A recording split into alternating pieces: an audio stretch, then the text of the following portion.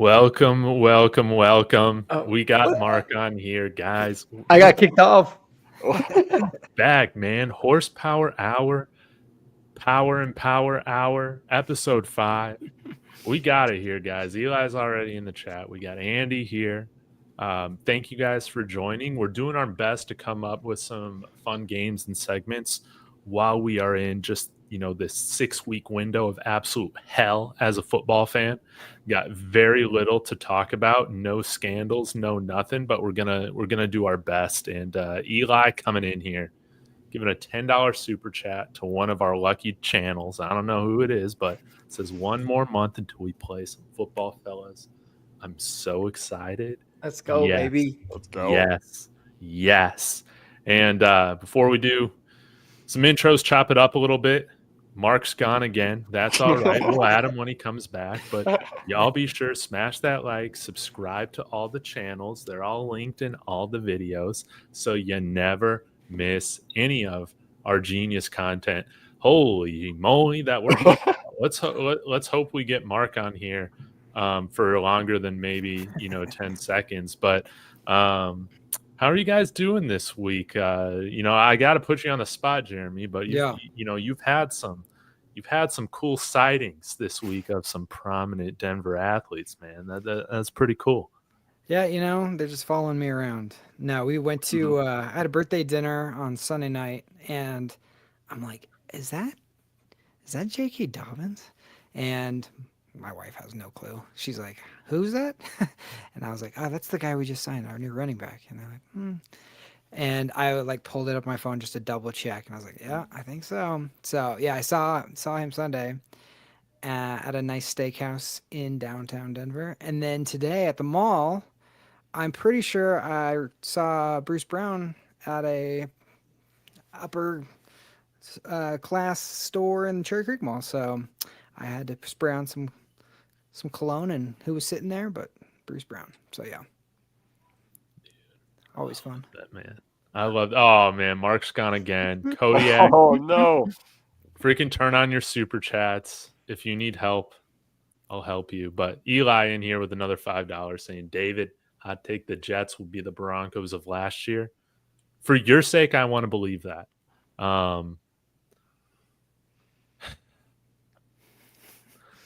You need a quarterback who can throw the ball, though, man. I don't want to be too much of a damper. But Kodiak, man, how you doing? How are you feeling? You think you're finally going to get into basketball after today's news? I mean, we'll see. I don't know. Basketball the NBA is my 4th favorite sport after football, hockey, and soccer. But, seeing what the Nuggets did, it was very, very exciting. I just hope that my Orlando Magic, after trading all they did for Desmond Bane, can just figure out a way to compete in the Eastern Conference this upcoming year. And, yeah, overall, I'm feeling pretty good. Yeah, we're a week away from the college football video game coming out, so I'm feeling pretty good about that, too. I'm bricked up over that, if you will. Dude. I love that, man.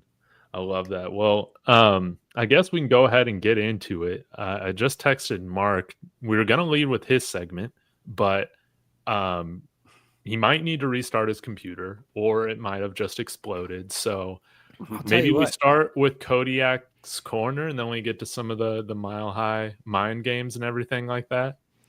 Yeah, of course. So I put up a YouTube short today talking about why the Broncos are building a new stadium. There's been a lot of discussion around it. I made a video back in January talking about whether you like it or not, the new stadium is coming. And what do you know? The new stadium is coming based on everything we've heard. So I want to start this out with Jeremy, because I think you're the longest Broncos traditionalist, if you will, of the 4 of us. So why should the Broncos not put a dome over the new stadium or retractable roof? Why should it just be outdoors? Or if you believe otherwise, let me know too. If I was going to say why shouldn't they, just for tradition, I mean, yeah, it is nice to have a little protection for cold weather. It'd be nice to have a Super Bowl. It'd be nice to have certain events, all that. But it's Mile High, man. We play football in the snow sometimes. Whether it's 75 degrees in December or it's 0 degrees in November, who knows? That's just the way it goes, and that's football. Football's meant to be an outdoor sport, and if Denver the Broncos are Denver's number one team, and it doesn't matter what the Nuggets do, it doesn't matter what the Avalanche do, and the Rockies are never going to do anything. But it's Barrel Man in the snow. That's what we are. Yeah. You know what I mean? And So if you want to make everything soft, you can do a dome, we can do whatever. But yeah, I think football is meant to be outdoors, and unfortunately, sometimes that comes back to bite you, and sometimes it creates amazing moments. So that's just the way it goes. Yeah, nice answer. I really like what you have to say. Personally, I don't know. As we go more into this discussion, I'm a little more iffy on that. Mark, any quick thoughts? I don't think it should be outside. I think it's a very stupid narrative. No one likes to freeze their ass off. I don't care what they say. If they say that, they're lying to themselves. It is 2025. Put a retractable roof, make it a full dome. Let's get a Super Bowl. Let's get all this stuff. I'm trying to talk fast because. Perfect.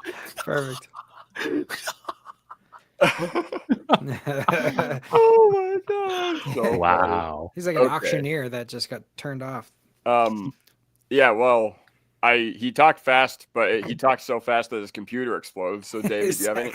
Yeah, do you have any thoughts? I know we've talked about this before on our past live streams, but one of the OTs we did got me thinking. So, what you feeling? Yeah. Mark, if you need to take time to restart your computer, man, please, go ahead and do it. Please do it. Yeah. Here's how I feel about it. And I was talking with Gage. I said I was trying to talk fast because the thing keeps kicking me off. I think I found the culprit. I think my Mile High Mind Games, every time I pull it up, it crashes me out of StreamYard. No. And he's gone. Yeah. Well, maybe not. All right. Go ahead, David.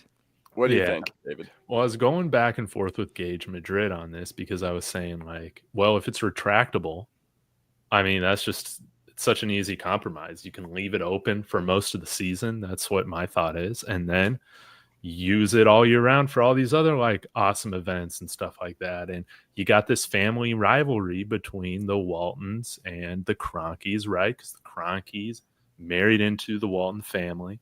I don't know how rich they were before all that, but instead of all those events being done at Ball Arena, some of them now can come over, be done at the Broncos Stadium. That'd be really cool. But Gage brought up something here that I thought was interesting. And he said, I believe the league has rules when you have to close the roof if you have a retractable one. They wouldn't allow it to open for snow games or games below 40 degrees. And now I'm trying to think, have I ever seen a game of a retractable roof being open where there has been inclement weather outside of maybe some light rain? Well, Seattle's is open. So I'm not totally sure. But I was trying to Google this right before the show, and I couldn't find anything yet concrete on this, on just rules. The only rule that I saw on retractable roofs is that you need to let the opposing team in the NFL know a certain amount of hours before kickoff, whether it's going to be open or closed. So the way that that's read, I feel like then you should have the option. But I'm wondering, having the richest owners in football, if we are building a new stadium, if we could probably lobby to have that rule changed. I think that would be a rule that I think would be pretty easy to get, hopefully, some other owners on board with, just having the ability to do what you want with your stadium. So that's what I would like. But if I had to choose one or the other, this might piss people off, but go with closed stadium. I'm trying to think about, hey, if we ever have to have a noodle arm quarterback, God forbid, Bo Nix is 38 years old and loses feeling in his throwing hand. I would like to have a situation where his career could be extended, such as Drew Brees. Now he probably played a little too long since his arm isn't working anymore, but you guys understand what I'm saying. And I think with the more open stadium design now, I mean, what you've seen in LA, what you see with the Mercedes-Benz Dome out in Atlanta, I think that there's a way in which you could still build an enclosed stadium that would still highlight the Rockies. Yeah, no, those are all some really good thoughts. And I remember on our first live stream, all the way back in November when we were previewing the Cleveland game, you said that if we have a dome over our heads during the 2013 playoffs, good chance we beat the Baltimore Ravens, because I was there and it was freezing and it was miserable that day. So, Mark, before your computer crashes again, what do you want to say? I think I actually finally did find the culprit, but I don't know. I restarted it. We'll figure it out. I don't know what you guys are talking about. So, roof or no roof? Like, or retractable roof, or I don't know, dome, retractable roof, whatever. Gone. Okay, I'll give my thoughts here. I think because the data shows that when teams that play inside go into other climates, that they are absolutely terrible, then I don't know. That's a pretty compelling argument for me to be like, hey, at least keep it retractable. In a sense, I agree with you, David, that the weather should have to be absolutely miserable for us to close it. Like, blizzards, like whatever. But yeah. So my good friend Eric, who's a Patriots fan, shout out to you, Eric, for tuning in tonight. NFLPA would not allow for mystery stadium conditions. I agree. But now, since the NFL is gearing more towards, I don't know, these stadiums, these sick ass stadiums with all these cool features, I don't know. That's something to keep in mind as well. And yeah, Eli, you're completely right. So I had a Hold on. I got one thing about this. I really would like them to instead of pumping in crowd noise, they need to pump in the snow. That way, like everybody who doesn't live in Colorado thinks it's snowing like crazy here and then doesn't move here because it's gotten so ridiculous. So let's just go with the narrative that it's snowing 365 here and just have those conditions. Yeah, I mean, you're not wrong. I want our owners to build a $15 billion stadium and give us every advantage there is. Make there be less oxygen on the other team's sideline. Put the sun in their eyes, pump in as much crowd noise as you possibly can. That's just what I'm getting at. Make it super duper loud on their side of the stadium. But, oh yeah, I love September snow games too. There's no way we lose September games anymore if we're playing them in the snow. Exactly. So, I did have a question for Mark, but I guess I'll just ask it to you guys as well. Give me some quick thoughts. Is there an outside chance that Jonah Ellis or Quandarius Robinson or Dondre Tillman play well enough to where we can forego paying Benito this upcoming year if we decide to wait on that extension? If either one of you would like to start, I'm about to hear what you have to say. I'll chime in. Go ahead, David. I think the odds are slim. But if there's somebody that could have like a Nick Benito just type of explosion, like pass rushing, the guy who's like kind of built like him would be Q Robinson. Small sample size, right? But his get off the line is insane. So, it's going to be interesting with us, I think, carrying 5 edges, I would assume, every single week now, like moving forward. I wonder if that does eat into a little bit of Nick Benito's production in terms of like total sack numbers. But on the other side of the coin, maybe he's playing slightly lesser snaps and then can really capitalize on his, pass rushing snaps that he's getting. So, if there's anybody that can become that, I think it's Q Robinson. Cool. Jeremy, any thoughts? Yeah, I think the guy that could become that is John Ellis, honestly. I think he's primed this year. And I think there is an opportunity. Hopefully he shows up more than Mark is in this podcast. No. But, like, Jonah Ellis was, like, a guy. I mean, to have 5 sacks and he's, like, at 20 years old or whatever it was in his rookie year, I mean, he can have an absolutely huge year. I don't think they will forego a Nick Benito contract, but let's say both. Let's say you get multiple guys. Let's say Q Robinson looks awesome. Like David said, what if Savon Jones pops? What if Jonah Ellis pops? And now you have a riches of like Cooper and the other guys. Cooper is under contract already. So maybe Zach Allen, and you're getting pressures from other places too. So I think it's possible. I don't think it's probable, but yeah, I do think it is possible. Yeah, I agree. And I do want to respond to Eli on this. Could you be running into a Shaq Barrett situation, though, if you don't sign him now and he ends up leaving? Yeah. I mean, that's always within the realm of possibility. But like with Shaq Barrett, it's tough because it's like, all right, you still have Von Miller. You draft Bradley Chubb 1 year the year before, and you use the 5th overall pick on him. Obviously, it's kind of tough how it turned out, but I still don't hate the process of us just letting him walk, even as tough as it was to see what he did in Tampa Bay. All right. This one was. We still have Shane Ray when we let him walk too. I'm trying to remember. I don't think so. I think Shane Ray got cut in the 2019 offseason. Or I think his option wasn't picked up. I think his contract ran out. I think that's what happened. And I think his first year not on the team was 2019. Okay. But yeah.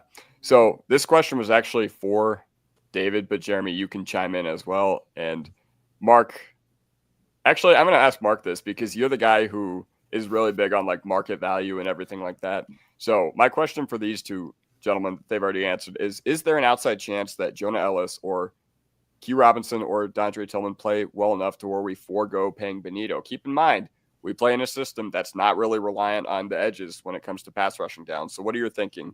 What do you think about that? 1,000%. I think it's actually 50-50, to be honest with you, in that sense, because it's a position that is unbelievably important. We got a lot of depth. We're always constantly addressing it every single offseason in free agency or in the draft.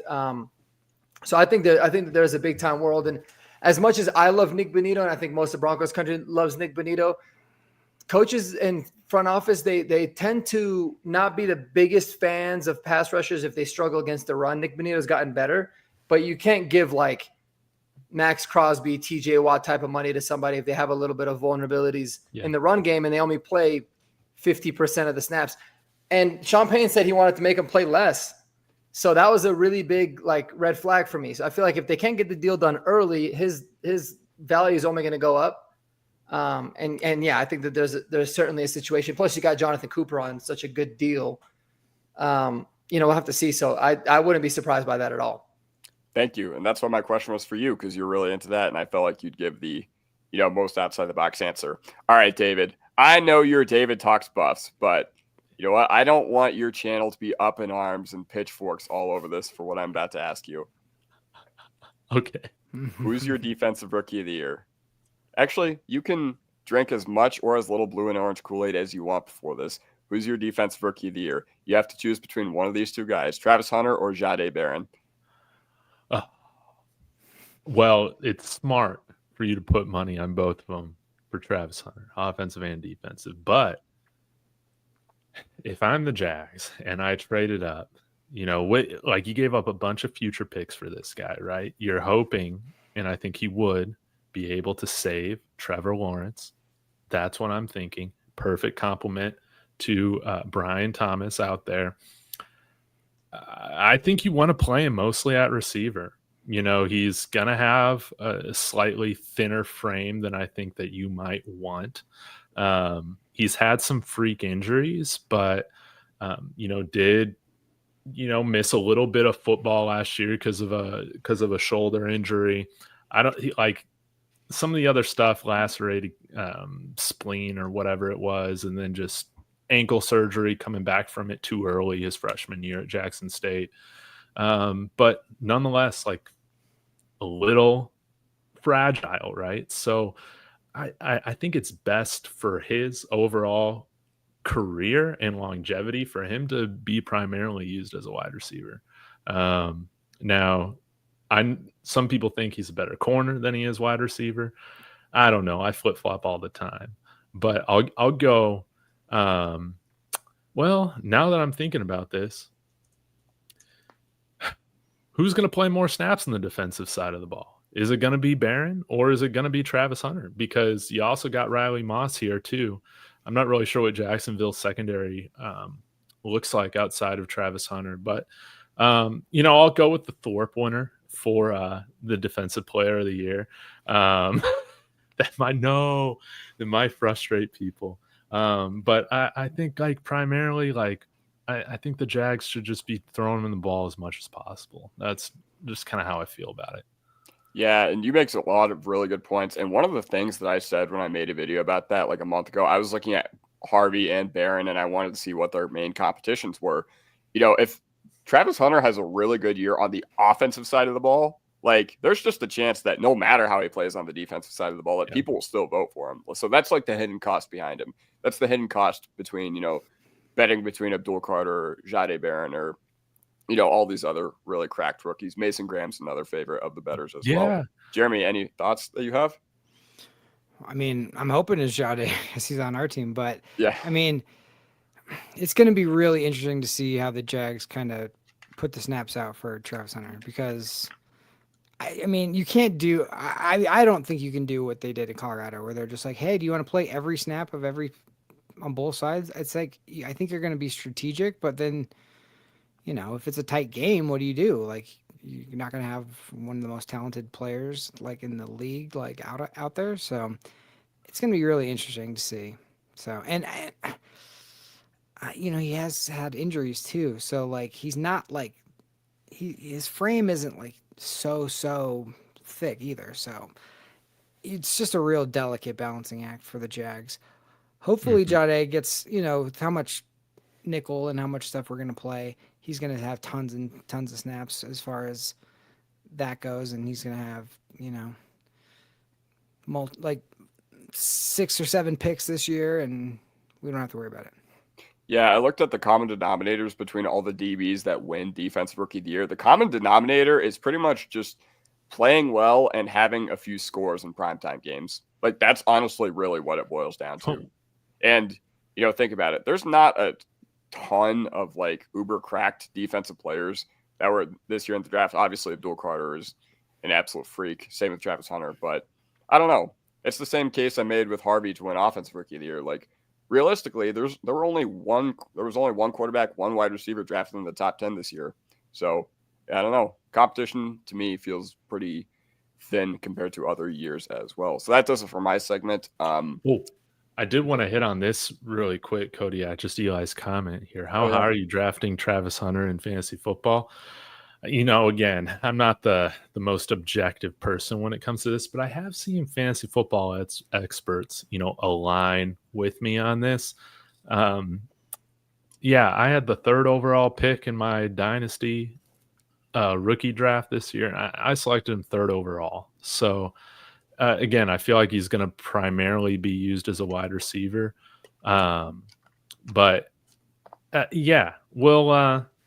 We'll see what happens. If I'm the Jags, Travis Hunter does such a good job of avoiding contact on offense. He gets down, after he catches the ball. If there's not a big time play to make, you want to sell tickets. Offense sells, man. Like, but you're right, Jeremy. It's going to be a tough balancing act when coaches are literally coaching for their job every year, if not every week to some extent. And I think both sides of the ball are really going to be asking to have him out there as much as possible to begin with. Yeah, in a dynasty rookie tight end premium league, I took him at the 105, so that was a little interesting. Yeah. But Mark, welcome in. I'm going to lose it today, man. It's like the worst time this ever happened. So yeah, what it is. Show must go on. All right. Well, now you have the privilege of talking about why Travis Hunter or Jahdae Barron is going to win Defensive Rookie of the Year. So give me your thoughts. Oh, Travis Hunter, obviously big possibility just because he could play, both sides. And even though, like, if he has a better year defensively, I think they'll kind of use a little bit of the offensive stuff in the voting, even though they probably shouldn't.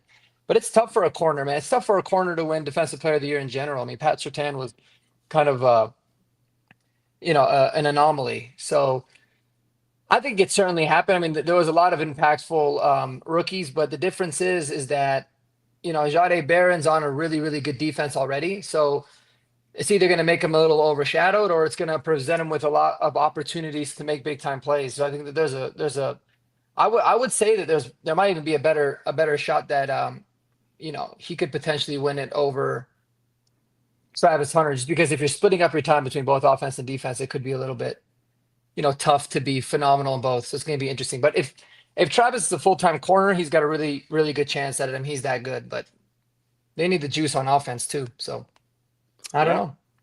Yeah. I'm sorry for extending this, but I just need to bring this up to prove my point, man. This is reception perception right here. Okay. Dude, This guy wins every single route imaginable, man. He's like Justin Jefferson. That's how I feel about him, man. So, again, you get a great corner, but I think you're going to get a really great route runner that can run everything, man. Throwing the ball. And it won't matter anyways because Q Robinson's going to get 10 sacks, so he'll win it anyway. Dude, let's go. What we need. Anyways. All right, well, thank you, fellas. That was a absolute heater, and thank you for having me host. Absolutely, man. Good job. What a way to start.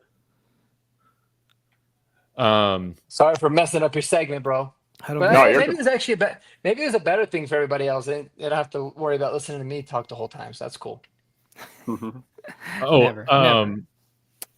Mark, I see you just sent me I sent the screenshot of it. Yeah, what I'm going to do is, so at least everyone, if you wanted to play the game, at least everyone can get a visual of what it'll look like, and then I'll pull up the questions and everything on my end and kind of keep score, if that makes sense. Sorry, we have to kind of rig it like that, but that's the only way I could make it work. Oh, dude, you're good. Give me a second to pull this up, and then we can get started with the Mile High Mind Games. Why don't you explain, as I'm pulling this up, what this is, what we're going to be doing? Yeah, so I'm doing kind of a little play on Jeopardy. Obviously, it's kind of the Broncos version of Jeopardy. We got 5 categories, 5 questions in each category from $100 to $500. Obviously, the 500 ones are going to be a little bit more difficult, and the cheaper ones are going to be easier. And I was going to go around the room and ask you guys which section do you want, and then at the end we're just going to tally up the scores and see who ends up winning it. We'll try to make it quick. Like I'd ideally like to do 10 or 20 seconds max per question if we can. I don't know if there's a timer feature. Here I am making demands after I keep getting cut out, but just to make it go quickly, or we can just cut it short if we need to as well. But I think it'd be a lot of fun, man. And I'd love to see for the chat to get involved with this too. Yes, let's do it. I don't know if there's a timer on here. Let me go ahead and look. Come on, StreamYard. Yeah, I'm not seeing one. Just a countdown, and we don't want that. I can just figure the timer out, but I think everybody's going to answer these pretty quickly, so we should be good. Okay. So are we just going to call it out? Whoever calls it out first? No. So what I'm going to do is you see on the bottom, you have team 1, team 2, team 3. I'm going to assign it left to right on my screen. So Jeremy, you are team number 1, if you need to write it down. Okay. David, you are 2, and Kodiak, you are 3. So Jeremy, we're going to start with you. Which question did you want to choose, man? Oh, okay. Let's go name that Bronco for 300. I was going to say Alex, but it's Marky. I dig it. All right. So the question here is, this person started at safety opposite of Steve Atwater during Super Bowl 32.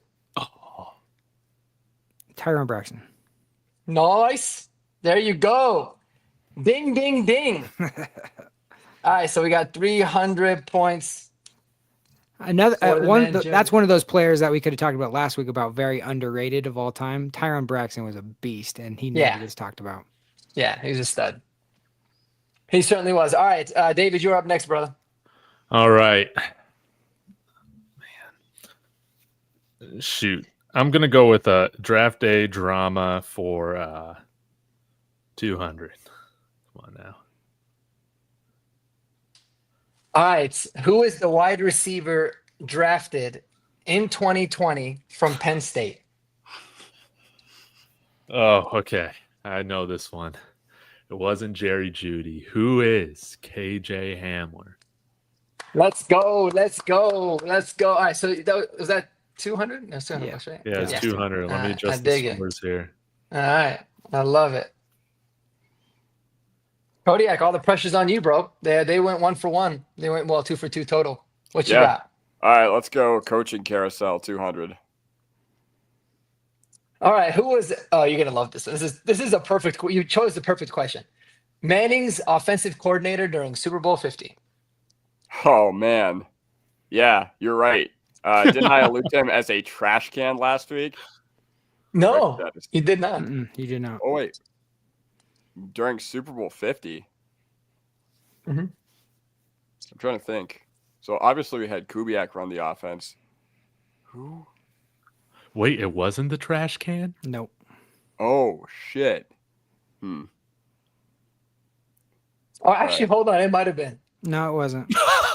It wasn't. No, it might have been because I think I was thinking Super Bowl 48. But wait, just give me a second. It wasn't. 100%. I just want to make sure I get this right. Oh no, it was a trash can. Yeah. It was? Sorry. Yeah, it He was was Rick the Dennis. quarterback? I coach? figured. All right. Then who Yeah. who is the passing game coordinator? Who is Rick Dennison? Nice. Yeah, sorry, my bad. I remember when I made the question, I meant for it to be Super Bowl 48, and I think I wrote it down incorrectly because there's another Super Bowl 50 question. Anyways, Adam Gase? Yeah. well he was. done. Yeah. It was supposed to be Gase for Super Bowl 48. That's what I wanted it to be. Okay. How much was that question? 200. 200. All right. Good job, Cody. All right. Jeremy, we back to you, brother. Okay, let's do let's try then and now 400. Which one? Then versus now for 400. All right.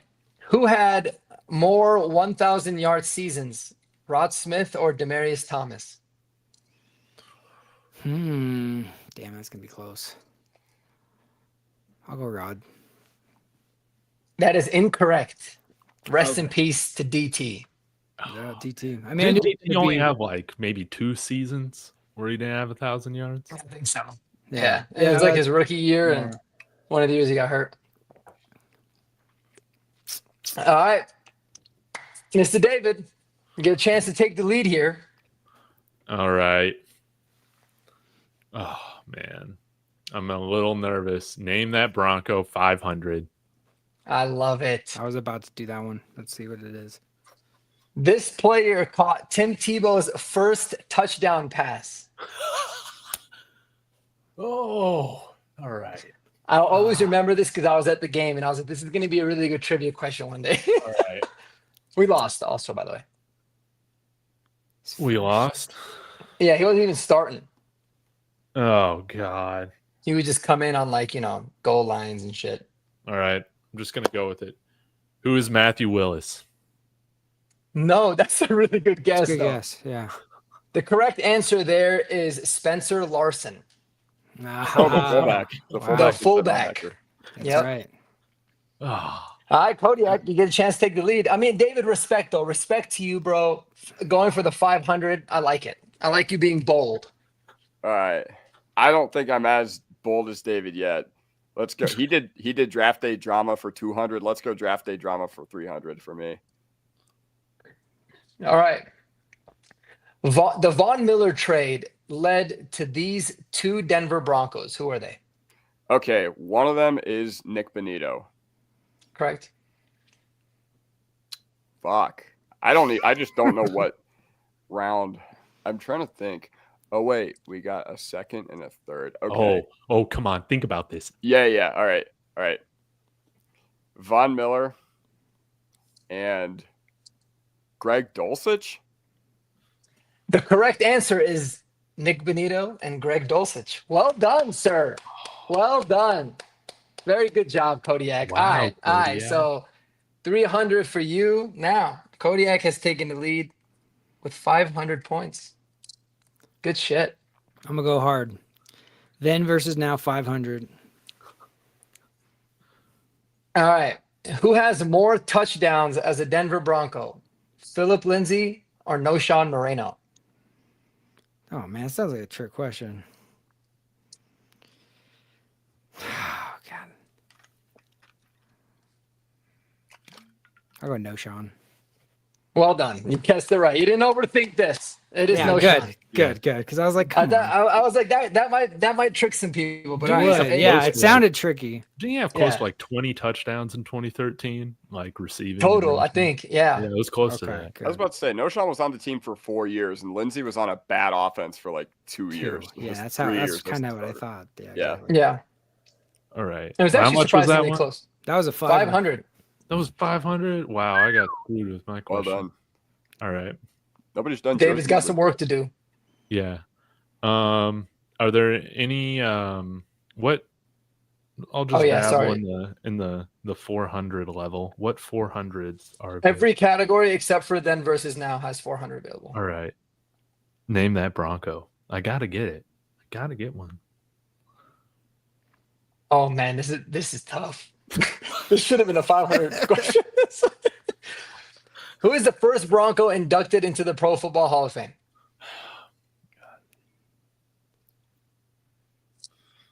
I don't think Frank Tripucka is in the Hall of Fame. Nope. And Carl Mecklenburg was late. He's still not in. You still not in? No. No. Randy Gradishar was late. Yes. Lloyd Little was late. Yes. Okay, question. Is this like a clarifying question? They played the majority of their career with the Broncos? I don't think so.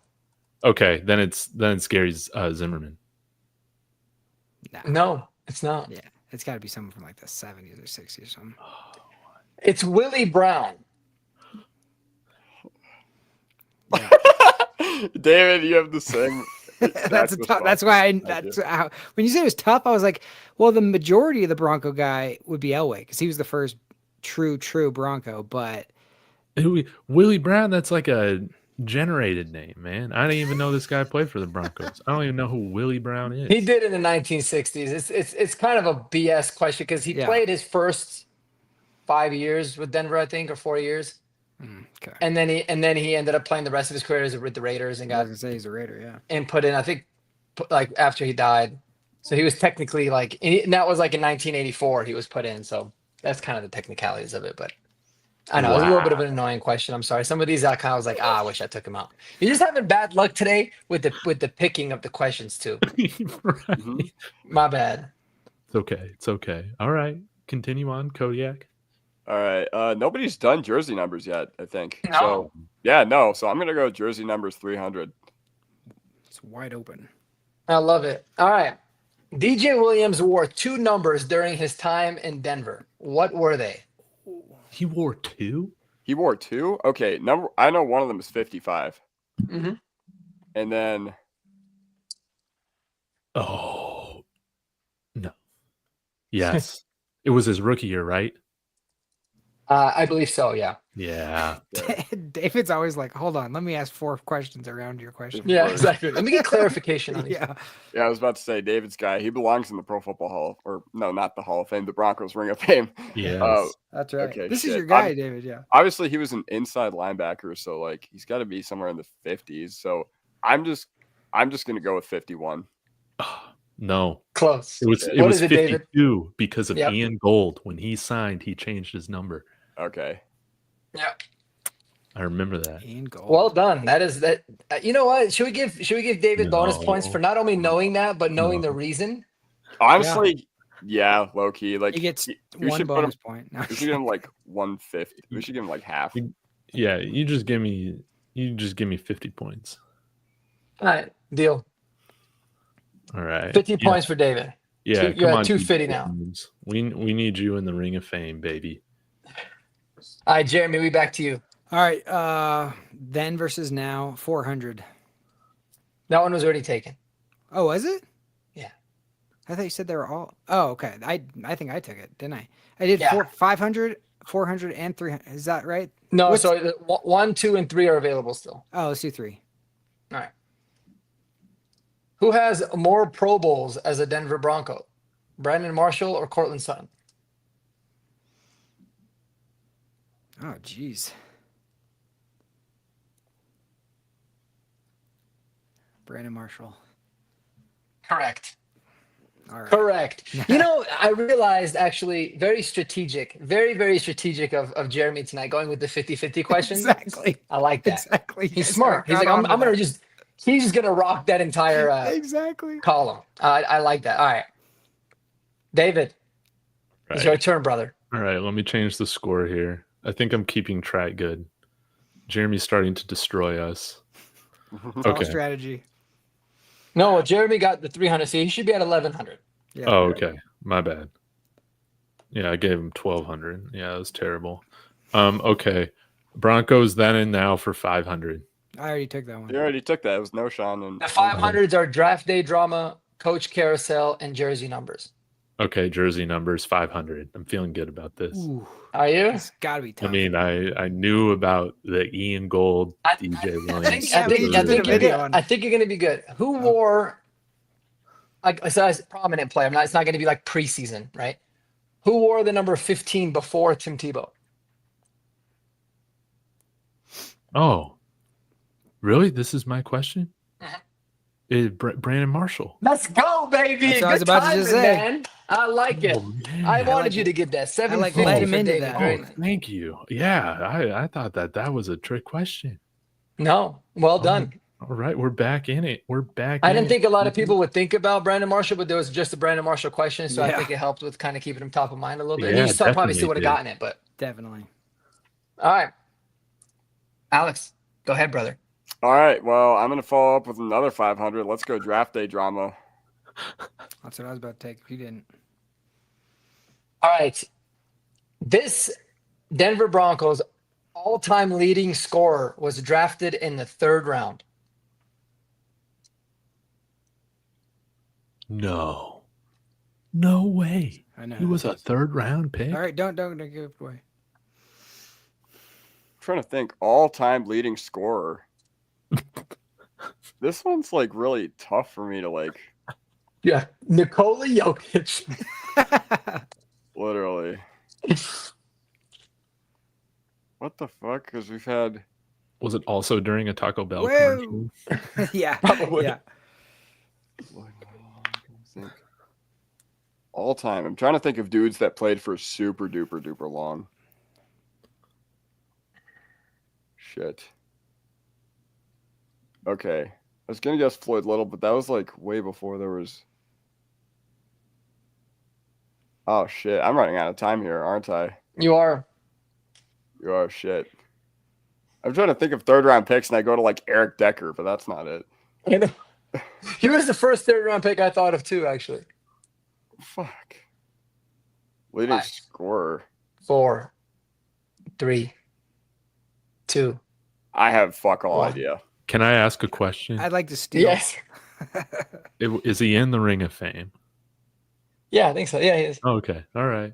Yeah, I think I know. The who correct it is. answer is Jason Elam. Yep, that's right. Our Yeah, kicker, dude, was a 3rd round pick. That actually blew my mind. Out of the University of Hawaii. Hawaii, baby. Number 1. I should have Not known even that. the I went highest there. Hawaii player we ever drafted either. That's a crazy spot. I should have known there. I went there for a semester and then I dropped out. Yep. I thought Eli was going to give it away when he said Prater, and I was like, oh, shut up, Eli, with the Yeah, kickers. it's usually a kicker. Yeah, it's always That's a the kicker. leading scores. Mhm. All right, Jeremy. All right. Back to you. What's the highest draft day drama available? 400. All right, do that. 400. This was the first player drafted in the Josh McDaniels era. Demarius Thomas. Incorrect. We had multiples that year. No, it was 2009. Oh, is that we the had 2 second? first-round picks actually both years? Well, he did Demarius and then Tebow, but that wasn't his. That wasn't the first year. The That was first, second year, one sorry? was No Sean Moreno and Robert Ayers. No Sean was the Oh, correct answer. Okay, my Robert bad. I thought Ayers. he brought in Tebow like right away. No, No. 1 year. But it's good for the rest of y'all because now you gave him a shot. So Oh yeah, he's at 1,100. I got to change his score anyways. Jeremy's at 1,100. Yeah, Yeah. it should be 1,100, 750, and 500. Yeah, we were still trying to make Kyle Orton franchise quarterback. We're still that trying to first make Kyle Orton a thing. year. Yeah. Okay. Yeah. Old Captain Neckbeard. And Brady Quinn and Chris Sims. That's right. That's right. You guys remember Bradley Van Pelt? Loved Bradley Van Pelt. Dude, he never got a real shot. He never did. Neither did There's- Brady Quinn, man. I thought Brady Quinn was going to be amazing. Good looking, dude. Sucked ass at quarterback, though. Yeah, Yeah. yeah, dude. great jawline. Great jawline. Like Tom Brady wishes he had that jawline. Yeah.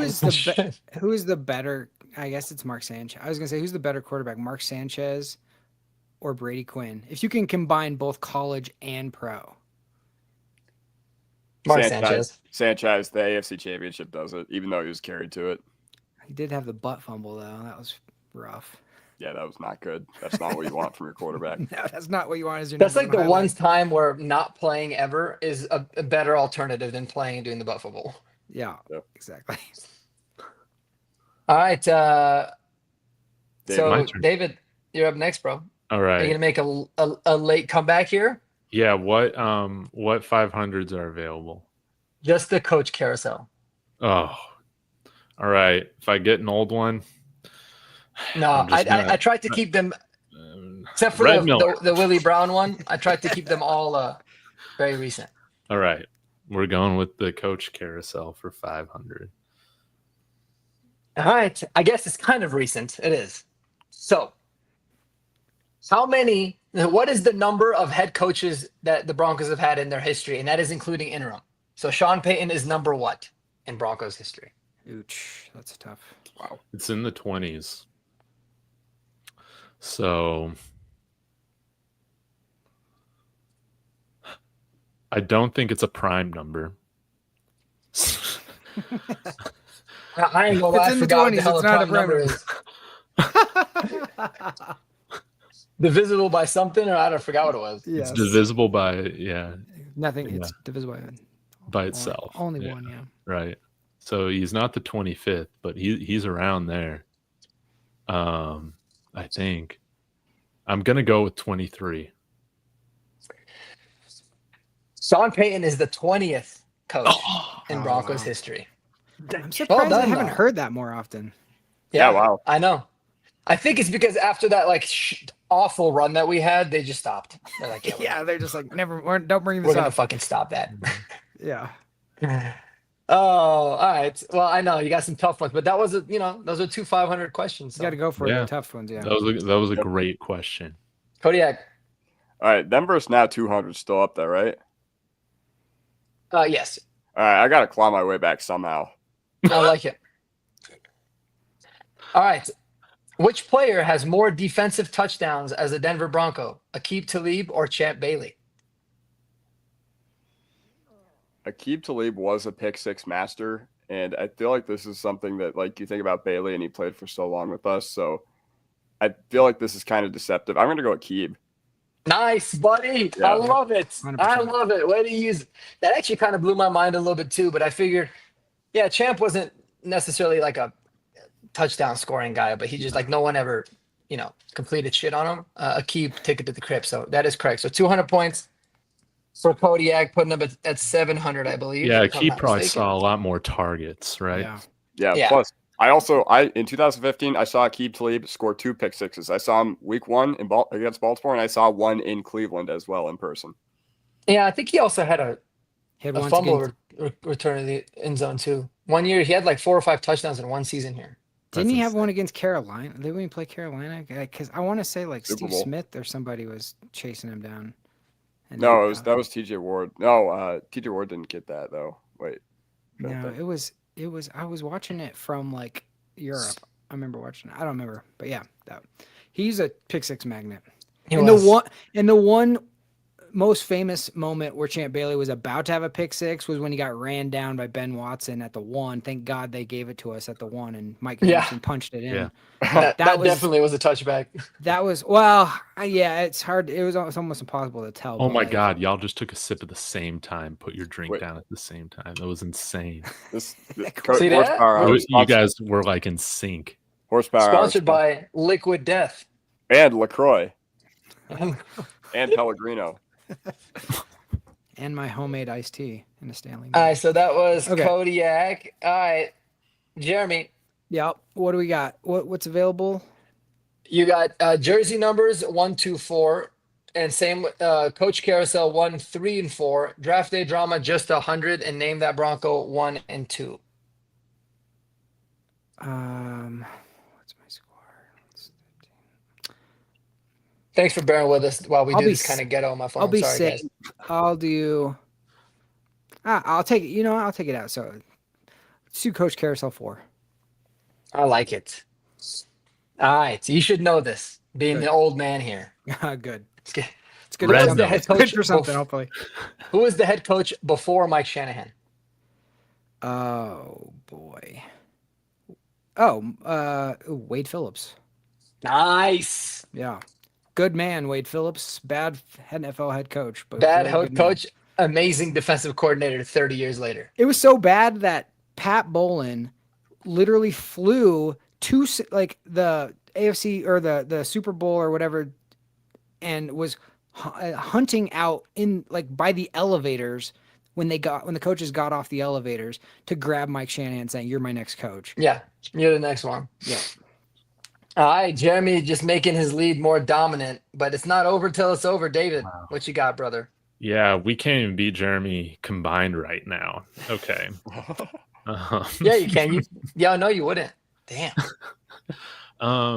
Sorry. Let's see. We got Coach Carousel 400.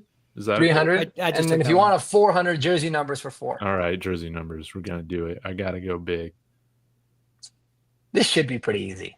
What number did Marvin Mims wear before permanently switching to number 19?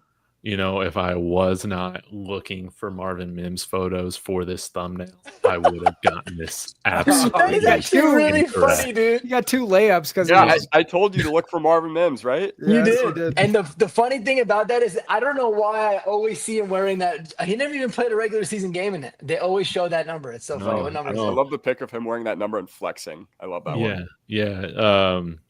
I'll always remember Wes Welker, right? 83. Mm-hmm. There you go. All right. Dude, I did it. Thanks You for the did it, love. brother. There you Thanks go. for the David assist, is Cody. climbing Yeah. up the ranks, That 1150. was a 400. Yeah. All right. I just did the Coach Carousel 400, didn't I? No, it's jersey numbers. Oh, that was jersey numbers. Yeah. my bad. Yep.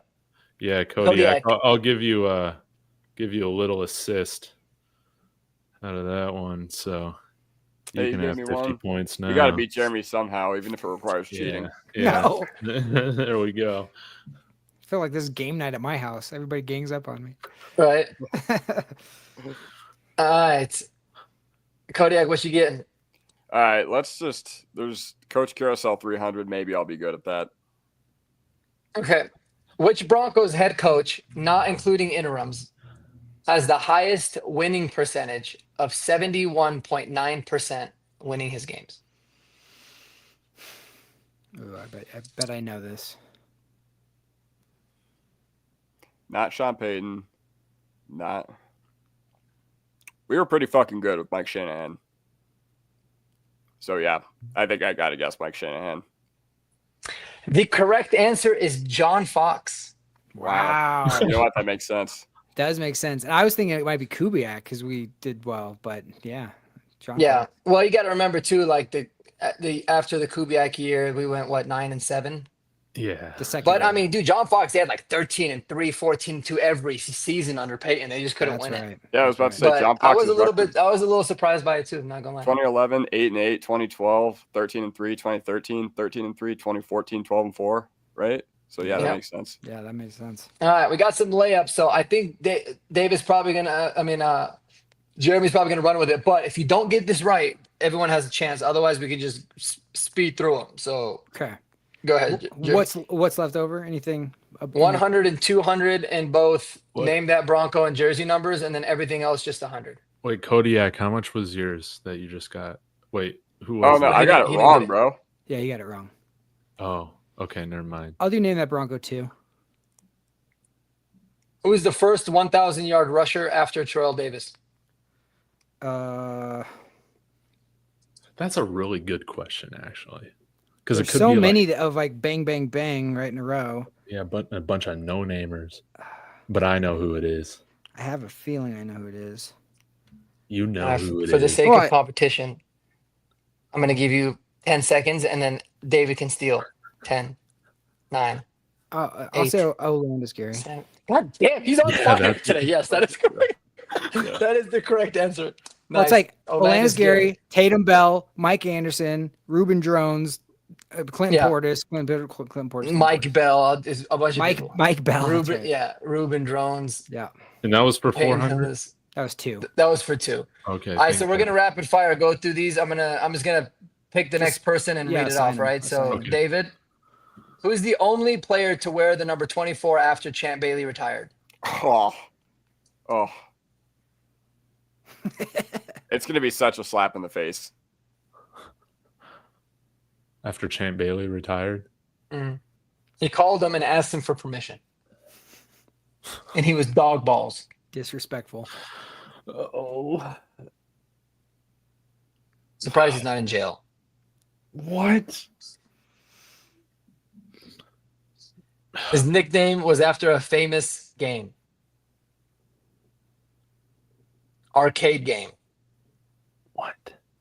Oh, Where you're- wow. Yep, that's right. Wow. It was Pac-Man Jones. Pac-Man Jones is the correct answer. Wow. All right. You gave it to me, though. Yeah. It's all good. I mean, game's over, Jeremy so I'm going won. through it quick. All right. Kodiak, more passing yards in their Broncos career. Jake Plummer or Kyle Orton?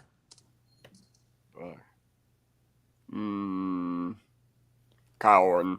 No, it's gotta be Jake. Kyle Orton is correct. That's so sad. That's I so know. sad. I was thinking because Plummer didn't play for that long with us, and the NFL is like more offensive heavy. Well, around neither did that time. Kyle. He's only played like a year and a half. Or Oh yeah, but I figured like at least he had Brandon Marshall for that 1 year, right? I guess. Ugh. Yeah. He had a lot of yards, He actually. did. Yeah. How much was that? 100. We were Let's always go. coming back from being down. Let's go. Jeremy, who was the first? What was the first Broncos number that was retired? Well, I had to be, well, Trapuka was 18 and he's like the oldest one, but I'll say Elway 7. It was actually 44. Floyd Little. Yeah. Wow. Okay. That's, okay. David, who is the Broncos head coach of Super Bowl 48? Thank you. John Fox, baby. All right. Kodiak drafted. Who was drafted instead of Josh Allen in the 2018 NFL draft? Chubb. Still one of the most like overrated Broncos I think of all time. In my opinion. Should've Dude, drafted I was Lamar defending Jackson. that pick like 3 years after the pick. I was like, you guys I'd still rather have Bradley Chubb. He's still going to Yeah. come. And it's like, Fuck that. nope. All right, and then to wrap it up with the final question. Jeremy, who is the Broncos quarterback from 1999 to 2002? Brian Greasy. Let's go, baby. First Bronco jersey ever. All right, that wraps it up. I appreciate y'all, man. I'm going to Dude, try this to get was back on the amazing. browser because this is kind of driving me crazy. But if Dude, I get logged off, I'm going to hop That back was on. so good. That was so fun. That was awesome. That was so much fun. Yeah, we need to do more of that trivia, man. That was amazing. Yeah, we'll And, do it, and hopefully it doesn't crash my browser again. But let's try this again. Let me get a celebratory beer. Hold on one second. Do it. I'm Nah. gonna pee while you're doing that too. So David, hold the stream. Okay. Mark, while you're pulling this up, I need to ask you because, well, I guess we're around the same age, so never mind. Never mind. Jeremy, once you put your headphones on, I got a question for you. Jeremy, What's got up? a question for you. Yep. Because, I was so young when Brian Greasy was playing. Uh-huh. How would he compare to the quarterbacks we've had post Peyton Manning? Where would you kind of put him in terms of ranking with all those guys? He's kind of like a Trevor Siemian. And when did we draft him? Was it the first round or the second round? He was the 30th pick of the first, I believe. Or maybe he was the second. I don't know. Help me out, Mark. You probably know. He's frozen. Oh, he's frozen. Sad. Yeah, he was late in the... I'm going to kick him out. Dude, it was supposed... Okay, so it was supposed to be It was the Bubby third Brister. round. Brian Greasy was third round. Okay, third round. Okay. And we made him a starter his rookie year? What the hell are He we was, doing? he was the only. I only know this because this was one of the questions. He's the only quarterback the Broncos have ever drafted in the third round ever. And we just made him the starter over Bobby? Yeah, so get this. This is what screwed us. And this is Mike Shanahan's biggest mistake he ever made as a Denver Broncos head coach. Everybody knew we were rolling with Bubby Brister after Elway retired. At least 1 year, we're going to give it a shot because he crushed his mop-up duty the year before. He was 4 for 4 in the 98 season, and we destroyed. And Bubby was one of those guys that just didn't. He wasn't a fine detail kind of guy. He was kind of like an effort kind of player, but Right. he gave a lot of effort when he was out there. and it drove Mike Shannon absolutely crazy. And the night before the first game of the season, he pulled the rug on Brister and threw in Greasy, completely threw off the entire team. Told nobody. It wasn't like a quarterback competition through training camp or anything. It was like Bubby's the guy. Pulls the rug. Everybody's freaking out. We start 0-4. Brian Greasy throws a pick. Terrell Davis goes to run it down. Matt Lepsis dives for the try to tackle the guy. Heartbreak. Comes into Terrell Davis's knee, tears ACL. That's all she writes. Completely changed the fate of the Broncos forever. But yeah, Yep. shouldn't have done that. That's a crazy story, dude. Yep. It's Benched absolutely him wild. the night before Yep. the They pulled season it. starts for a rookie picked in the 3rd round. Who didn't get the reps with the ones the whole training camp. Dude, And in the the whole social preseason. media, how What? did he not get fired? I was about for to say, doing that. What we in the just won Josh back- McDaniels? What in the Josh McDaniels am I hearing right now? That's what it was. That's what it felt like. And so then when we started 0-4, there was a leaked comment to some national reporter at Sports Illustrated that we're done. And it was like the headline cover of Sports Illustrated. Broncos 0-4, we're done. And then they had to do this whole thing of like, no, that's not. It was a debacle, man. It was so bad. So, yeah. It was so bad that it made Mark leave. Mike Shannon is controlling Mark's computer tonight, apparently. That is so I never knew that. Yeah, it was a cluster, dude. It was the worst. And I mean, we just came off a back-to-back Super Bowls, so that's why Mike Shanahan had all this clout where he's like, I can just do whatever, and he could, but like he did something that if we would have went with Bubby and Bubby looked rough or something, and then you go to Greasy, at least it would have been like everybody would have been on board and would all have understood, and the team would have been understood. But that's just, I think Mark should just pop up in a different location every single time. I was like, I cussed so loud. I was like, you know what, man? I'm just gonna go sit on my couch and hang out and just be on my phone. It was driving me crazy. But this is so awkward for me. Anyway, sorry, go ahead. Yeah, then to answer this question, to jump on this comment. Yes, Greasy ended up 2000. We ended up going to the playoffs, playing against the Ravens, who had now acquired Shannon Sharp. We let Shannon Sharp walk, go to the Ravens, and then basically the feeling that season was whoever wins that game, that playoff game against the Ravens versus us, probably was going to win the Super Bowl. It just felt like that. And Shannon Sharp caught a deflection off of a helmet and went, 70 yards to score one of the only touchdowns of that game. Ravens win. Ravens go on to win the Super Bowl with Trent Dilfer in 2000. And that was one of the nastiest defenses, arguably, of all time. Yep. Go back and I think it was 2002 or 2000. No, 2000. Yeah, 2000, bro. I think they allowed like less than 14 points a game or less than 15 points. It was something They did. absurd. Yep. It was absurd. We were like, we're going to go in there. We're going to try to run the ball. And we ran for like 28 yards. Yeah, it was bad. It's like our first Buffalo last year in the playoffs. 16-3 or something like that. Yeah. So Shannon Sharp gets the 2 Super Bowls with us and then goes to the Ravens, gets another Super Bowl, and then ends up coming back, I think, for the last run. But good for Shay, man. I love Shay, bro. I think he was back from like 2002 to 2004 or something like that. yeah. Mhm. But Or 2003. that one was another one that sticks with me. Is that 2000 playoff? And Greasy was really good in 2000. There was a game in the snow against the Raiders in which he sprained the AC joint in his shoulder and he could barely lift his arm, and he led a 2-minute drive, field goal winning drive in the snow against the Raiders on Monday Night Football to win that game. And everyone's like, oh, he might be the dude because he's tough. But I say he's similar to Simeon just because he had a lot of smarts about him, but he did not have a big arm at all.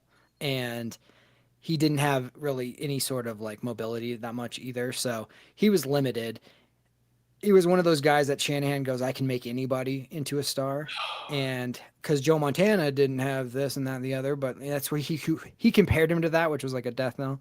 But he ended up being serviceable, but not great. He ended up really getting in his head. I remember he won a game with Gus Frerotte that came in off the bench. Yes, he did. And he was like, I can win with any quarterback, and then like they never won a game again. Yeah, Jarius stupid Jackson. ass Danny Jarius Cannell, Jackson. dude. Danny Cannell, yeah, dude. Yeah, Jarius Jackson. I think Danny Cannell was the starter in that Monday night game where Ed McCaffrey shattered his leg, kept holding on to the ball. And against the Giants the night before 9/11. The night before 9/11. And I'll never forget it because the dude caught the ball, broke his leg in the middle of like jumping for it. Both bones. Landed, held on to the ball, and got carried out with the ball in his hands. Yep. On the stretcher. Never played again. His leg like dangled. Mm-hmm. That was the end of his career. Yep. Basically. Straight baller. Dude, I know we've kind of just transitioned to overtime, but I need to share this this photo with y'all that I saw today of Alex Smith's leg. Oh, dude, I showed that picture with some people last like gnarly. It's the gnarliest thing you've ever seen. He almost died, right? Yeah. Because he had sepsis. Yeah, it was so bad. Yeah, that's his leg right now. Actually kind of badass though. Man, that's like that dude. That's crazy, bro. How do you have 14,000 pictures in your camera roll? Dude, how can you even see that? Oh, yeah. Oh, so yeah, we're not going to be scrolling through them. But a lot of them are screenshots. Yeah. I just screenshot stuff all the time that I just like think is interesting. So it's okay. Yeah. This one, but yeah. Looks like a turkey leg, that you get at the carnival. Yeah. That's crazy. Renaissance Festival. Oh, yeah. The Renaissance Festival, man. Yeah, that's wild. Either way, whose quarter is it next? I forget. I think it's me. Okay. Who is it? I think it's me. Bro, this is like the definition of Empower 3 hours, bro. Dude, yeah. As David likes to call it. Empower. Oh yeah. Empower hour. Empower hours. Where time stops. All right, well, let's do this. Each person I ask, let's try to keep it to 60 seconds or under. These are basically like pick one of it's like multiple choice, so it shouldn't be too difficult. All right, this is the giddy up. We're going to change it up. Instead of doing giddy up or hold your horses, we're going to just do giddy up on who are you most giddy to watch this upcoming season. So question 1, I got 3 questions and a bonus question. We don't have to do the bonus question if we're running behind, but question 1, which new offensive weapon are you most giddy about? Evan Engram, RJ Harvey, or Pat Bryant? And we're going to start with Alex. And we'll go counterclockwise. Man, I don't know about y'all, but I was sick of watching our running backs last year with the holes that we had opening up. And you take a guy who led college football in 10-plus yards, in runs of 10-plus yards, even more than Ashton Jeanty, even though Jeanty had more carries. Jeanty had 40 more carries than this guy did. The fact that we got a weapon who can not only flip the field potentially, but just allow us to get chunk plays and allow us to sustain a run game, which we did not have last year. Obviously, go with RJ Harvey. We'll see how the dynamic works out between Dobbins and Harvey splitting the backfield, but I am bricked up over RJ Harvey. All right, David. So I've been thinking about doing like a ranking for most important additions this offseason, and I guess I'm kind of spoiling this, but surprisingly, I'm going to put Evan Engram at number 1, man. Bo Nix threw for almost 3,800 yards this past year without a tight end, man. Like, I think Evan Engram is responsible for like another 800 yards, man, of passing. I think, I don't know if I'll say he's throwing for over 4,500 yards, but I wouldn't rule it out. Having a tight end over the middle absolutely changes everything about the passing attack, and it's why people are going to stop complaining about Cortland Sutton, man, because we got somebody else that's dynamic out there. So I'm going to go with Evan Engram. All right, Mark. I'm gonna roll and make it a trifecta, man. My guy Pat Bryant, who I love. I think he's gonna ball out. I think he's gonna have a really, really good season. Show just how bright the future is for for our wide receiver position. And I think he's going to make a lot of people okay with the idea of Cortland Sutton maybe spending his last year here in Denver or not much longer, because he's going to be that good. I feel like he's still a little bit of a different player than Court, but I can't wait to watch my guy Pat. But I mean, I'm excited for all of them, bro. I think I'm so pumped for Evan Engram. Evan Engram is so good in Madden too, by the way. Damn. You know who else is good in Madden? Actually, like I don't know why. Freaking Troy Franklin catches everything in Madden, so they don't get everything all that right. But I will say I'm certainly excited about Pat Bryant. I still don't think he's being talked about, but that's just because there's so much hype around the team. I think he's gonna be a great fit, so I can't wait. Yeah, I don't think there's any. Yeah, you could literally pick all these questions I was thinking about. Literally, I could have just assigned why is this guy, why is this guy, why is this guy? Because I'm just excited about all of them. I couldn't decide myself. Yeah, All right. that's why I just went with Bryant. Like, Yeah. they had two. The first two answers were different. I'm like, let's just talk about all three because you're Yeah. absolutely right.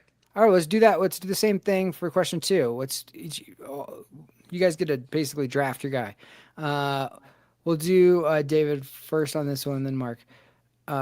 Which new defensive weapon, are you most giddy about? Dre Greenlaw, Talanoa Hufanga, or Giade Barron? All right. Let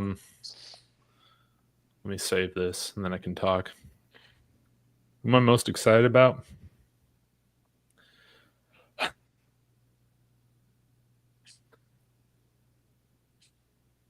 We're the team of great safeties. All right. We finally got another great safety, Talanoa Hufanga. Probably not going to have the team leading stats, right?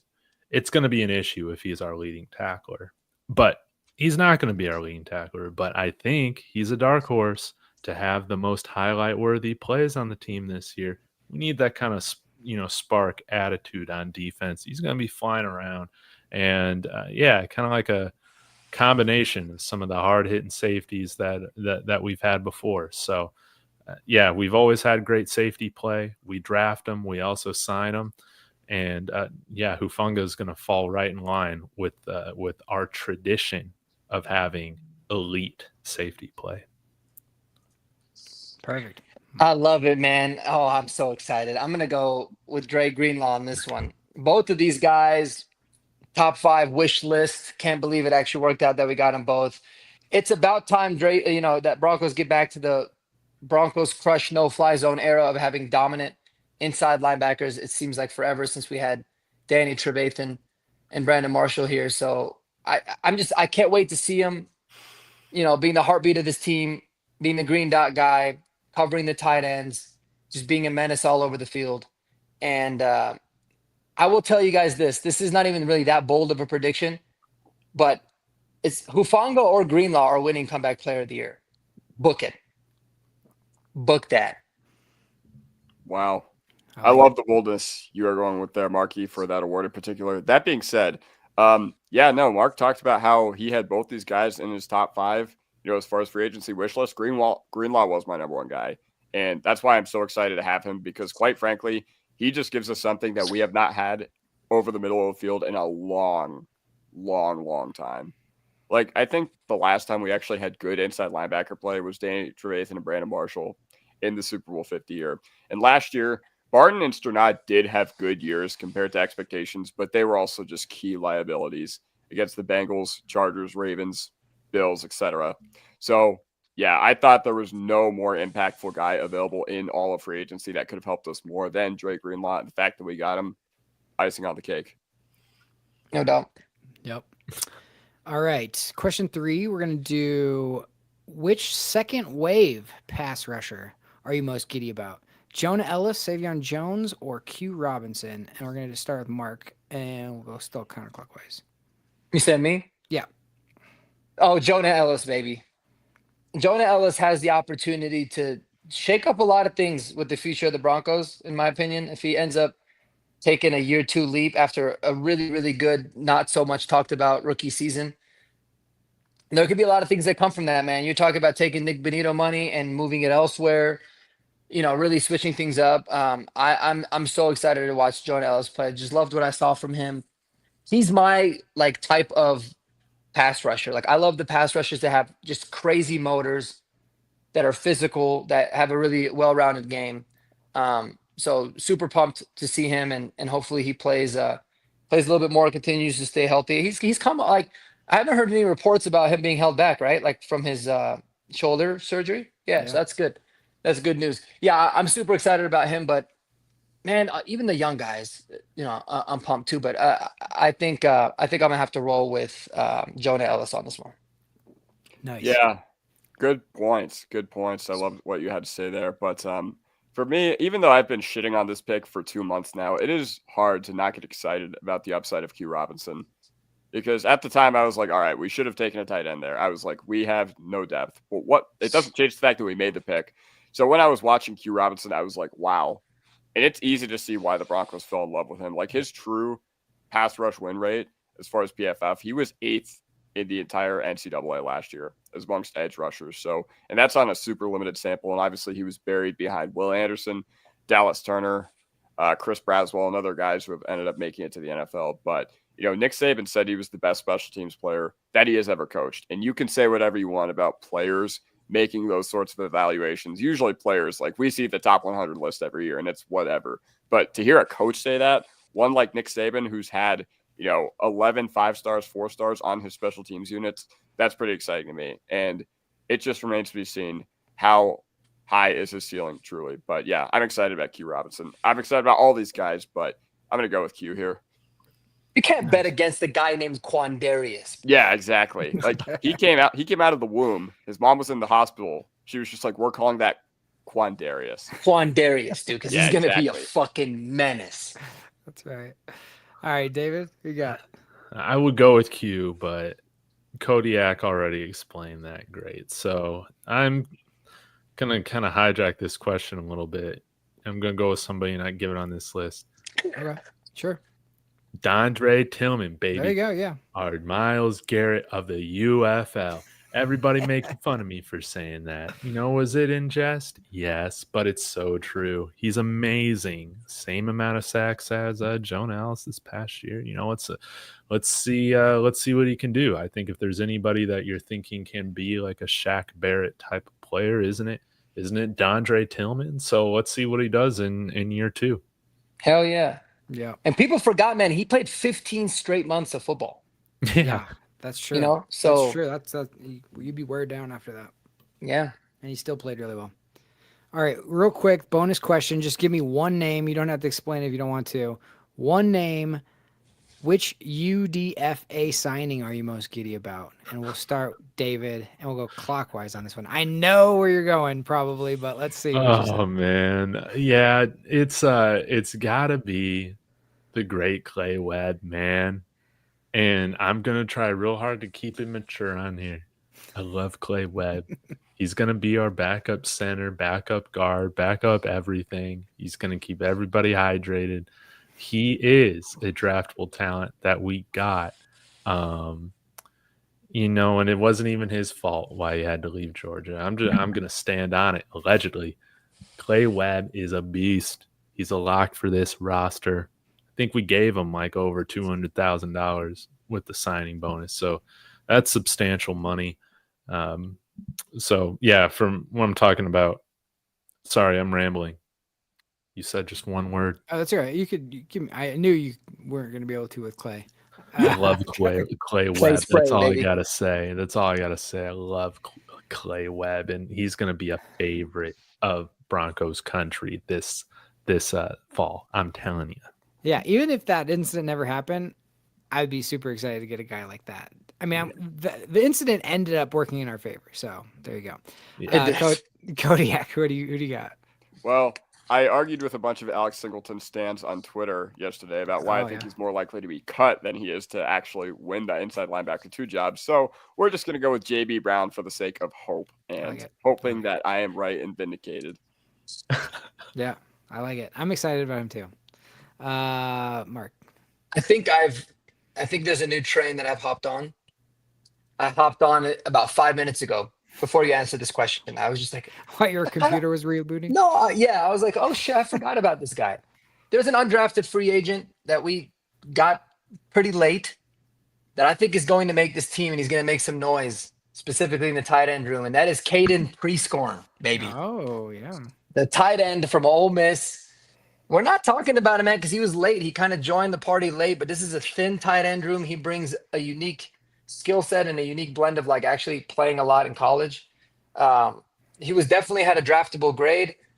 So I think Caden Prescorn is going to ball out, and I think he's going to ultimately make the 53, and Lucas Kroll is certainly not. The fact that you could literally name 5 more people tells you that our undrafted free agent class is got a lot of like potential gems. Because no doubt, yeah, the Johnny Walkers, you got wide receivers that we didn't even talk about. Like Andy's talking about Xavier Truss and Kareem Reed. Like, yeah, there's just a lot. It's going to be really interesting. This is going to be a tough team to make. And we got actually really good UDFAs to try to make it. So I love it. All right. That is it for me. Thank you. That was guys. beautiful. Good stuff, baby.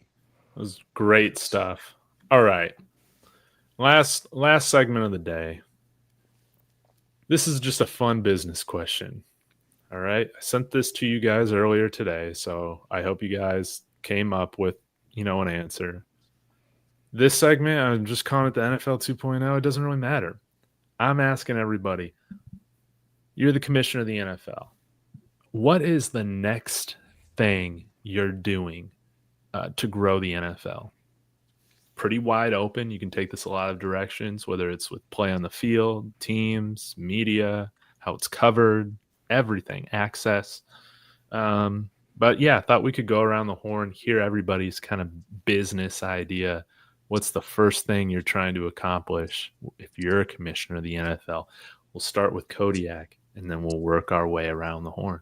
So I got 2, but I'll try to keep both a little concise. So the NFL is worth $289 billion.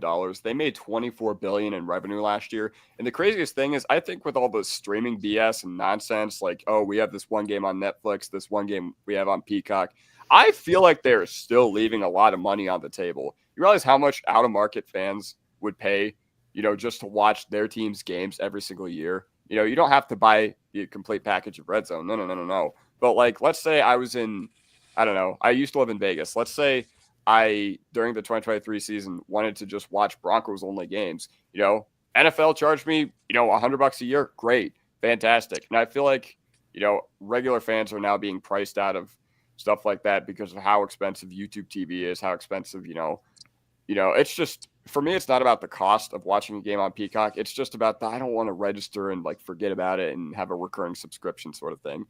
And then second, what is the one thing the NFL falls behind on in comparison to MLB, NBA, NHL, and soccer? Those sports all have big international presences. And what I would do here is I would try to do it like baseball, where you have like international hubs. They have like international hubs throughout the Latin American countries where dudes can like try out and be on the fast track to the NFL. So I would expand the minor league development program, and I would, try to get some of these guys, who are from God knows where to the NFL, because you never know. Like if Justin Jefferson was Chinese, he would be a bigger athlete than Shohei Ohtani. That's just all I got to say about that. Yeah, what a hot take. If Justin Jefferson was Chinese, I want that graphic next week. Yeah. If Justin Jefferson was Chinese, he would be the king of Bangkok, of Beijing, baby. That's so funny. I hate following up Kodiak, especially on takes like that where he's got so much passion behind it. Yeah. There's a lot of things that I think of. The first thing is, just like Kodiak said, we're at 280 billion? 289 billion, according to $289 billion. Yeah. And we can't even utilize technology in an AI world to make common sense calls, right? I would change the rules. I would eliminate as much of the refs' judgment calls as possible, and I would just utilize technology to be able to call first downs, to be able to reverse calls quickly, to be able to know that somebody fumbled, that they not. There's a bunch of different ways that you could do it. You could put chips in the ball. You could literally have it to the exact second if they wanted to. The fact that they don't always makes me feel a little bit suspicious, but I hate it that refs can, and this is true in any sport, but just refs can make crucial game season defining calls based on judgment when it very clearly is not. And And I think about it a lot too, man. Sometimes, they'll say that it was a 3-yard run, but they'll mark it for like 2.5 yards, but it really was 3 yards. And then that ends up costing a big difference. It's the little things. And it's so easy to be able to track it if they really wanted to. So I would just utilize technology in a very common sense way and help as much as you possibly can with the transparency of the league. And in this betting age that we live in, where DraftKings is sponsoring everything and BetMGM is sponsoring everything, you could have a little bit more clarity on that situation. So that's what I would do, and then I would also eliminate half the penalties that they call. So whatever. All right, I'm glad I'm last. That's my rant. I have a list. I made a list. I was thinking about this, and you literally took one exactly, Mark. The improved refereeing with better technology, the chips in the balls, like for first downs. Did he get it over the line? Soccer literally can get you down to the centimeter if somebody was offsides or not. Like we have the technology, tennis, everything. Yeah. Like there's no reason to get these things wrong. And they're like, well, you don't want to take the human aspect. Yeah, you do. Well, I want it right. I want it right. I don't want the human aspect at all. And it's cheaper, bro. Think about it. You have one less ref. How much money you saving? Dude, you could be way better. Okay, so I'm going to go through my list. Cheaper ticket prices. You've now gotten to... I remember going to the Bronco games as a kid, where that stadium was rocking and everybody was super passionate and they were yelling their heads off. It didn't matter if it was 20 degrees outside, didn't matter. Now it's all everybody's up in the suites or on like the club levels and everybody's eating their food and everybody's sitting down. Nobody's cheering like as loud as it's like, get it back to the fans who have the passion. Like, how much money do we need? If we take a little bit less money on the ticket end, we can make more money on the back end, just off the popularity. That would be my first thing. Going into also that, cheaper apparel prices. Dude, we were talking about, getting apparel like last week in the podcast, and they had a pretty good sale on NFL.com this week. And even with that sale, it's still stupid. And like most of the quality of the stuff isn't that great. So like you can do better, NFL. You don't need to charge so much for these brands to license your crap that it costs that much. So if you can get every kid multiple jerseys instead of one saving up maybe, and then the guy doesn't play for the team anymore, like you can build the fan base through that. The next one, my wife told me not to say this one, but this is how I feel. Like you got to end the overall virtue signaling of sports in general. But like, I don't want to know about anybody's I don't need to know what society should be doing, or I don't want to know about what they think about any social issues or any of that. Just let's play football. Nobody has ever looked at the back of a football helmet and go, oh, I had my whole life wrong. Let me go and change it up. It's ridiculous. Like, just snap the foot. We want to watch football. We don't need a sermon about what things should be. And you know what the funny thing about that is too, Jimmy? This goes for all the major sports, is they just do it to make money off of it, dude. Oh yeah. No, you can sell more apparel, you're causing more eyeballs, and that makes it even worse because you're not even giving a shit about whatever the issue is. Right. Yeah, it drives me crazy. It's all fake. The NBA completely detonated themselves with all that bullcrap, like putting it on like the court during COVID and all this stuff. Like, enough. We don't need to do it. It was better when we didn't. It's like with actors winning. Like, I don't want to watch a movie and think to myself midway through the movie, oh, I like the story they're telling, but I'm thinking about what this person did outside of, the story they're telling. It takes me out of it, and it's annoying. So that's my rant on that. I just think they need to stop with that. Like, it doesn't help, and it's just stupid. Improving refereeing with better technology. We talked about that one. All right. My guy has a PowerPoint presentation. I do, dude. I went through it. Okay, now is slide number 3. Now's the fun one. Now here's a couple of fun ones. So in F1, I've gotten into F1. They do real-time fan voting during the races on like who's taken over, who do you vote as, the driver of the race or whatever. You could do similar stuff like that during a game of like, who is the MVP, who is this, who is that. The MVP. They do that with Nickelodeon. Oh, do they? There you go. So yeah, like Trubisky won in a playoff game where he didn't score a single point. Well, yeah, Bo Nix was the MVP last year of the Nickelodeon game. Sorry. yeah. But I'm just saying, like, you don't have to make it just MVP. You can make it like play of the game or hard, whatever, Yeah. like just get something interactive where people, because young people, if they're watching it on their phone, they're streaming, all that kind of stuff, there's other things you can do. I know my cousin, who's a girl watching F1, she's like, oh shoot, I got to vote for the da da da da da, and I was like, who cares? The And driver she's of the but- day. Yeah, but she's like excited about like, and then she's like, who won it? So that's something that they could do. That would be fun. Now, my wife had this idea, and this is a brilliant idea. This is a fan comment at halftime. So like Reddit, somebody post something and you could up vote or down vote. People could write like for instance, be like, what the hell, Sean Payton, pull Levi Wallace, he's killing us. And then the reporter going into half has to be like, okay, the fan comment going into halftime is pull Levi Wallace to Sean Payton as he's going to halftime. So they can get an actual like comment from the fan. That would be so good. That would be, Dude, like, you know what else would be awesome? That's really funny that was brought up. I was thinking about this, and we would be freaking millionaires if we created it, but I don't think they'd allow us.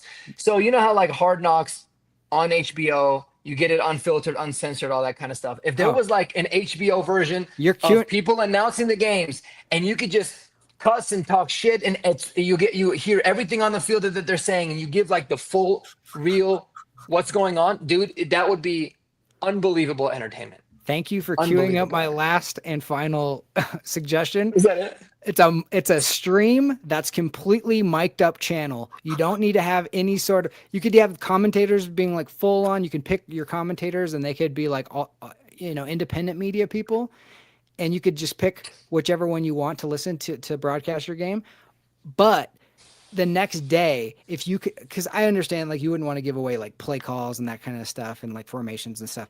But if you could go in and edit out all of the stuff that they don't want to know for like, formations and signals. But I want to hear everything. I want to hear when somebody gets hit, what they say to the guy afterwards. I want to hear everything. Dude, if you had that, I mean, nobody would turn away from that. If you had that, you'd know exactly what Mason Rudolph said to Myles Garrett, and there wouldn't be no fucking question about that. Exactly. Like, I want it all. Like if you had like a subscription based mic'd up channel stream that you could watch any game, and you could like, maybe they can pick a different player every week, and you get to hear everything. That would be spectacular. Yeah, it'd be fucking sweet. Yeah, so that's where I'm at. Brilliant ideas. That's hard to follow up, Jeremy, because you had a lot of good ideas. I'm just gonna give a couple. See what you guys think about this. And I've been playing a lot of Risk on my phone, so I'm thinking more about global domination. And you've heard like NFL insiders kind of start teasing about how they're at some point soon, they think that the London week will just start to be treated as a normal week, for better or for worse. But the London metro area would be the second biggest market in the NFL, only behind New York, more than Los Angeles. And then Toronto, I think, would be like number 4 or 5. So I think this is the time to expand internationally, get up to 34 teams. And I think that those would be great. You get commitment or interest from entire countries, probably, which I think would be good. But then on top of that, the NFL, I think Zach Seegers has teased this, but having like a real development league, it's really only I feel like the degenerates right now that care about the UFL because of like all the gambling. And that seems to be like how ESPN is pushing it, is just like, this is the league to watch if you're interested in gambling. But if the NFL would care to have like a real developmental league, sort of like, I guess what Major Junior has been for the NHL for the longest time, you draft guys but they go and play their seasons. Maybe you still have it in spring ball. Maybe it's in the US. Maybe resurrect NFL Europe, because I feel like that, that could work. But I don't care about UFL because none of these guys have been drafted to the Broncos. I think I would care about spring ball more if guys were actually drafted that like were playing seasons in the spring there as well. And I think it would be overall better for quarterback play.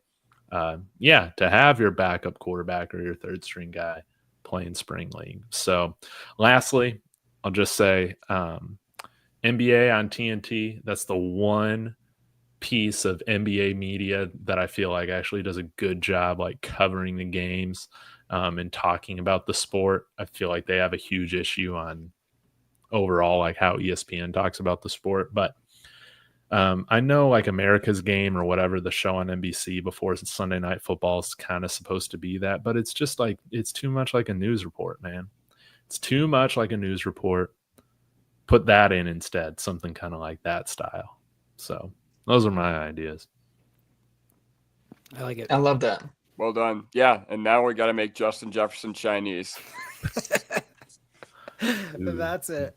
Dude, I just love how of all the players you chose, it was Justin Jefferson. That's very specific. Not Josh Allen, Patrick Mahomes. You're like Justin Jefferson Chinese, like the guy that like is the opposite of Chinese. I know. Well, am I wrong? Like, if Justin Jefferson was Chinese, how big of a global presence do you think he has right now? Is it greater than Shohei Ohtani? I think it's twice the impact globally than Shohei Ohtani has. Well, Shohei's crazy because he's a freaking pitcher. But baseball is so big in like Japan and like Asia. Yeah. And I know, they don't but even Chinese have people care about baseball? No, I don't know. Chinese Chinese, people Japanese. Yeah. Yeah. It's big. Yeah. Yeah. So even if you got a Chinese like player, they'd have to be able to watch it. They'd have to know what's going on. I don't know what the Chinese market is for football, but if you could, I mean, Young Wei Koo, bro. They don't like Young Wei Koo. yeah. Yeah. No, it would be interesting. I would love to see what would happen. But then everybody would be like, "Oh, well, we can't." I don't know.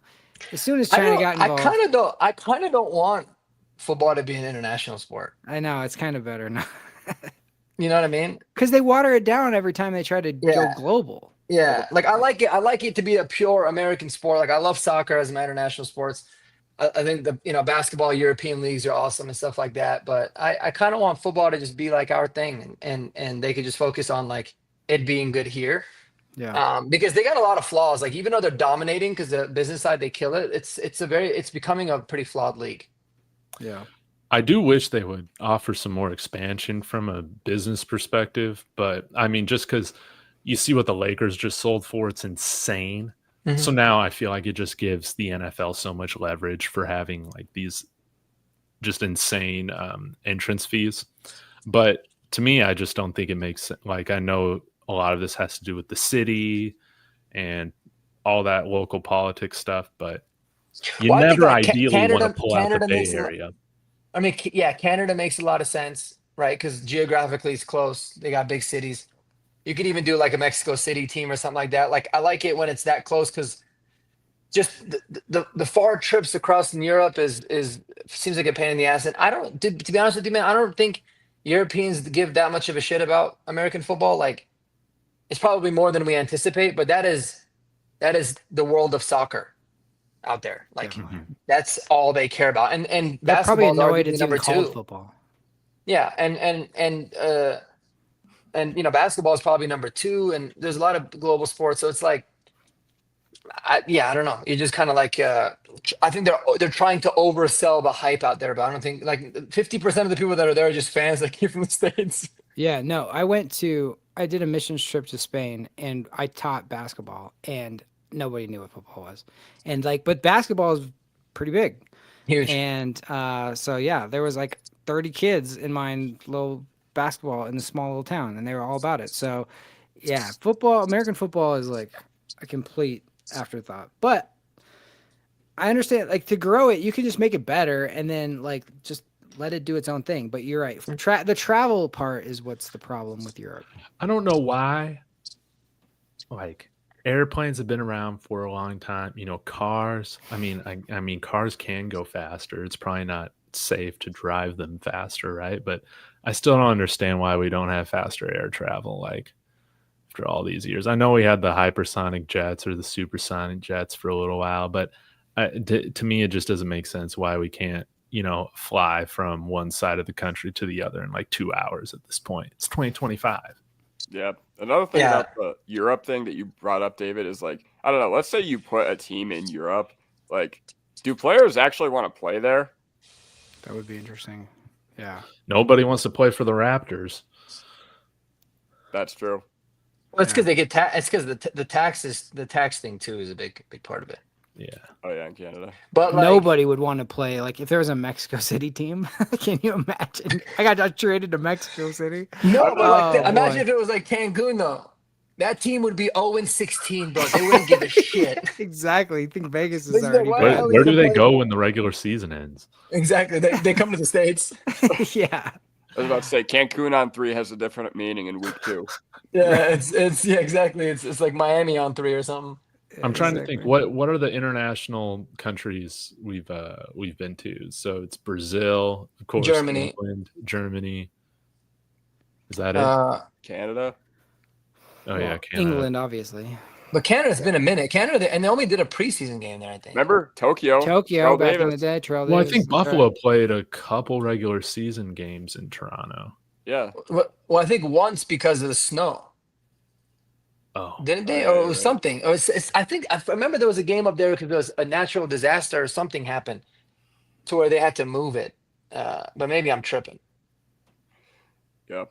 But yeah, no, like Toronto would be cool. Montreal would make sense. Like any of those cities, Edmonton, wherever. I mean, I could see it.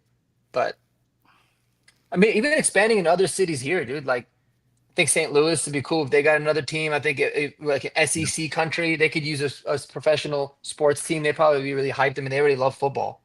It would Listen, never my be like grandparents- college down there, but Yeah, my grandparents live in St. Louis. Like, ain't no way. Like, everybody was like talking about the Rams and all this. Listen, I'm telling you, nobody gave a flying fuck about the Rams when they were there, man. Like, that's just all I got to say. They all bandwagoned the Chiefs after they left anyway. So, yeah.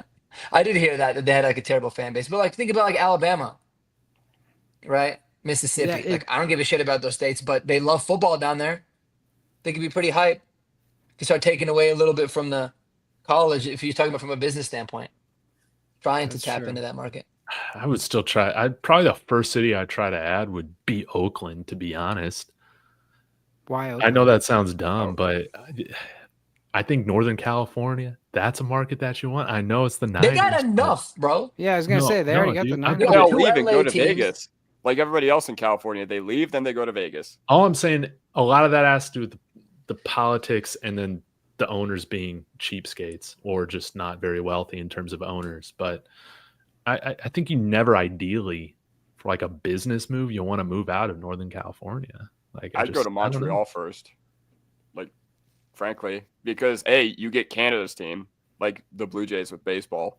And B, like, look how well they supported the Nordiques until they went bankrupt. Right? How'd they go bankrupt I don't know. if they were supporting? Yeah, I don't know. Good question. It does seem like Did Mark freeze? Mississippi, Alabama, like those are such crazy college like areas that there would be crossover at some point, but maybe they would just be like, F the NFL, we're all about college. I don't know, Dude, but I don't know. Green Bay has a team. Anybody can have a team. yeah. Oh, man, we lost him again. Yeah, that's right. Buffalo played at Ford Field a while back. Mm-hmm. And then I think San Diego was cool, but yeah, they had terrible owners and not really great support either. Maybe Yeah. I'm just a slut for nostalgia, but I like those cities. Yeah. San Diego never worked because it was too nice. It was like too much other stuff to just do. I did go to Qualcomm once for a game. Mm. It was a lot of fun, but yeah, that stadium was an absolute dumpster. Well, we won our first Super Bowl there, so Yeah. it'll always be nice for that. I went to the StubHub Center for a game. Remember when the Chargers were like in between their move? I went to the StubHub Center for a game in 2017. I shit you not. I could not count on one hand how many Chargers fans I saw there. Too bad we got shut out 21-0, but yeah. Looks like it looks like Mark's phone died. That's the problem with Well, sure. Yeah. At But I this guess point, we he should probably smashed it. Yeah. yeah, I guess we should wrap this up. The horsepower 2-hour special. This was great. Everybody in the comments, I mean, thanks for chilling with us, Yes. even with all the issues that we had for the game. Mark's computer just not wanting to work today. But man, this was all fun. And what do we got? We got 4 more weeks until training camp. Yeah. But we'll be here every Tuesday night at 9 p.m. Mountain to do this. Any last words, guys? I got to give a shout out to all my friends watching, Ruby, Eric, and Zoe. Are Rubu. these- yeah. Rubu. Is it the people in the chat? Yeah. Thank you guys for the chat. I mean, like, it's funny just to kind of like, as someone on here, like, we're just doing this with our friends and this is fun. But to have people in here actually like enjoying it and like commenting and like spending their time with us, that's awesome. Like, you could do anything, you know, you could be anywhere and you're spending it with us. I really, really appreciate that. Yes, guys. Thank you so much. Special shout out to Eli for the super chats. I hope Eli's the the Jets are good just for you. Y'all have a wonderful night. We'll be back next week. Go Broncos. Go Broncos, baby.